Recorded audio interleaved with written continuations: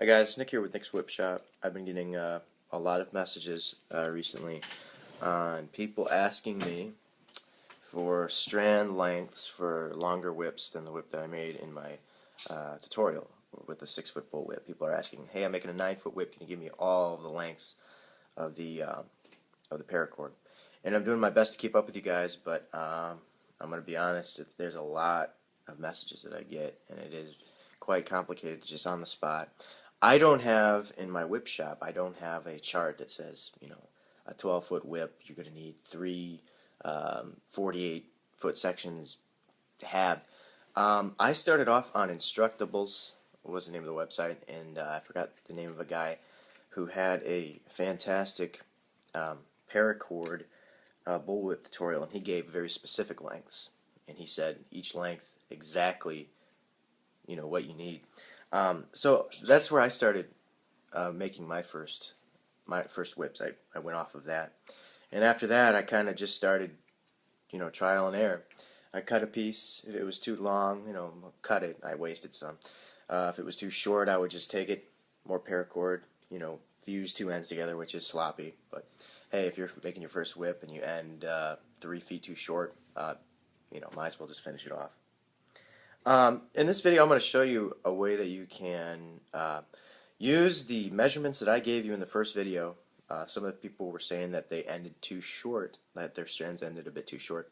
And the reason most likely for that is you're not pulling quite as tight as you should have, or you maybe used a little too much electrical tape, you didn't roll your whip enough. Because if the diameter is bigger, overall, your strands are going to run out sooner. So in this video, my goal is to just show you a little way that you can convert the strands. And this video is I'm not intended to teach you math. I'm just going to show you a simple conversion that you can do. And this is what I use. So anyway, yeah, let's do it here. Gonna flip the camera around. I should have started not on the front camera. Sorry about that. I'm using my phone. Okay. First of all, sorry guys, I'm a little sick. If you have a 6-foot whip, okay, and one of the strand lengths that you need, just for example, say you need a 20-foot folded in half, which I don't even know if that, you're going to go 6 feet over 20. And 6 feet here represents the length of your whip, okay? 20 represents that one given strand that you'll need in your whip. It's probably part of the overlay, maybe part of the second belly, whatever.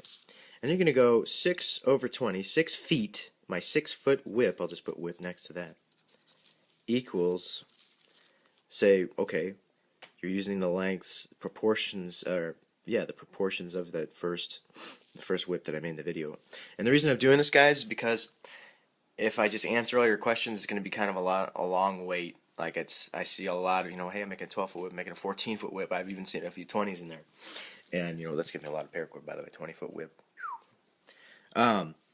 So 6 foot over 20 equals, here's the length of the whip in the video, and say, okay, we'll just do a modest 8 foot equals 8 feet. It'd be an 8-foot whip over, X or whatever. This probably sounds like a math lesson, and I'm not trying to teach you guys math. I think this thing's dead. But anyways, you're just going to do a simple cross multiply. That's all you're doing here. 6 feet over 20. 20 is that given length equals 8 feet. This is the 8-foot whip over X. And you're just going to do 8 times 20. Just a simple one of these. And you go, 8 times, just this. So you got 160, okay? Cross multiplying 8 times 20 is 160. And then you're going to divide it by 6. So this times this, cross multiply 160. Then you got 160 divided by 6 will give you that new length. So 6 into 16 goes twice. 2 times 6 is 12. 4. Sorry if I'm covering up with my hand. It's hard to write with one. Sorry about this.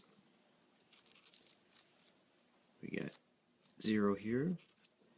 46 and a 40. That's 6 times 7, 6, 36.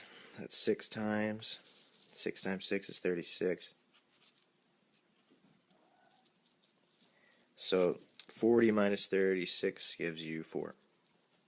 Okay, so 4 over 6, that gives you 2/3. 26 and 2/3. So you say, okay, in next video, hey Tip, this is Tipper. Hey, Tipper. Say in next video, he has a 6-foot whip that he's making, and one of the given lengths is 20 feet. Now, in my whip that I want to make is 8 feet. So you have this here. Cross multiply. Da, da, da, da, da.